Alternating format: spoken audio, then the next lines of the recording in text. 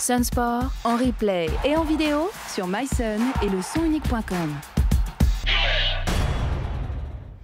Il y a presque 2 ans, en février 2020, la ministre des Sports, Roxana Maracineanu, dévoilait un plan de lutte contre les violences sexuelles dans le milieu sportif, un plan de prévention avec des axes liés à la formation des encadrants, à l'accompagnement des victimes, des aspects sur lesquels travaille particulièrement l'association Colosse au pied d'argile, au titre de laquelle vous intervenez en Pays de la Loire. Fabien Robert, bonjour. Bonjour, merci pour l'invitation.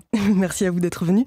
Alors ce plan, il fait suite aussi à une série de témoignages, de prises de parole accablantes d'anciens sportifs et sportives, des affaires qui en ont appelé d'autres, qui ont révélé l'ampleur d'un phénomène. Vous, à Colosse au pied d'argile, vous travaillez sur ce dossier depuis plusieurs années.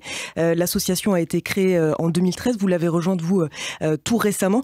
Est-ce que cette prise de conscience, cette libération de la parole, vous l'avez ressenti, vous le ressentez sur le terrain ? Oui, bien sûr, depuis 8 ans de combat avec l'association, qui s'est créée en 2013 avec Sébastien Boye, le fondateur, suite à son histoire, que je pourrais reprendre peut-être par la suite. En effet, on ressent, et pas que dans le milieu sportif, aujourd'hui, l'ancrage de l'association, c'était le milieu sportif, de par sa profession, mais aujourd'hui, on intervient dans le milieu éducatif, le milieu socio-éducatif, et puis on essaye de rencontrer les enfants, les adolescents, les adultes, pour libérer cette parole.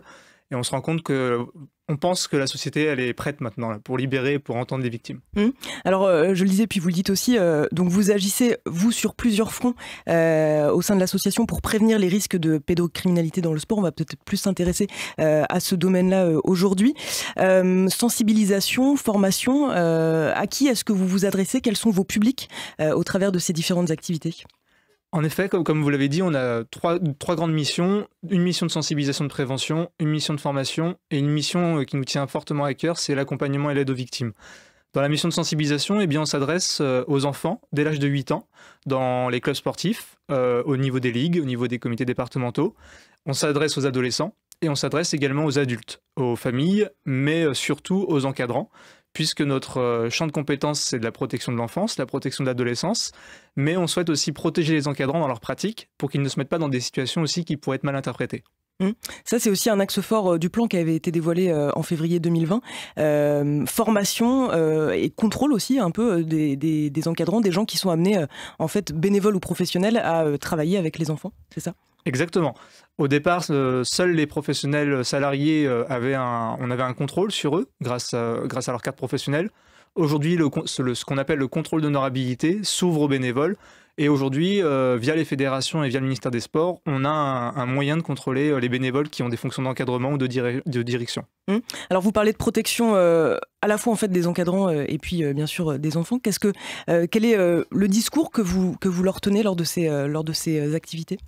Alors, quand on intervient auprès d'enfants, on a un discours pour les plus jeunes, un discours pour les plus âgés. Le discours principal, c'est de parler du corps et de dire que mon corps m'appartient et que personne, aucun autre adulte, qu'on ne connaît ou qu'on ne connaît pas, aucun autre enfant n'a le droit de le toucher, et en particulier mes parties intimes et mes parties sexuelles, sans que je sois d'accord. Donc on va parler de consentement avec les plus âgés, mais le but, c'est que le message passe, c'est que mon corps m'appartient et personne n'a le droit de le toucher. S'il y a des choses qui me gênent, eh bien, je vais repérer un adulte en qui j'ai confiance pour lui en parler. Alors justement, c'est aussi peut-être la spécificité d'agir dans le milieu sportif. On parle ici du corps ou peut-être dans une optique un peu plus professionnalisante. Le corps, c'est l'outil en fait du sportif et le rapport justement à ce corps peut être biaisé dans le cadre de la pratique et dans le cadre de la pratique avec un encadrant. C'est ça aussi la spécificité d'agir dans ce milieu ? Complètement. Quand on repère le fonctionnement dans des clubs, on a cette relation athlète-entraîneur et on peut avoir cette relation d'emprise athlète-entraîneur, et c'est important que l'entraîneur comme l'athlète puisse entendre qu'il y a des comportements qui ne sont pas acceptables et qu'on peut s'en protéger en alertant. Alors, on parlait d'accompagnement des victimes aussi, dans leur expression, etc. Là, ça fait écho justement à l'histoire du fondateur de l'association Colosse au pied d'argile. On peut peut-être revenir justement sur ce qui a amené à la fondation de cette association. Donc oui, le fondateur, c'est Sébastien Boye, qui a créé l'association au lendemain du procès de son agresseur, en juin 2013. Sébastien, lorsqu'il était adolescent, de l'âge de 12 à 16 ans, a subi des agressions sexuelles et des viols, quasiment toutes les semaines, par un adulte en qui il avait confiance dans un premier temps, puisque c'était un membre de sa famille et qui était apprécié de tout son entourage. Il avait réussi à tisser une toile autour de Sébastien et autour de 2 autres adolescents qui avaient été également victimes en même temps, sans que les autres adultes s'en aperçoivent. Et Sébastien, au lendemain du procès de son agresseur, qui a été condamné, eh bien, il a fait le choix de créer cette association pour aider d'autres enfants ou d'autres adolescents qui auraient pu vivre les mêmes choses que lui ou qui pourraient les vivre par la suite. Alors, pour aussi revenir sur ce plan de lutte dont je parlais au début de cet entretien, il a été donc lancé il y a maintenant presque 2 ans.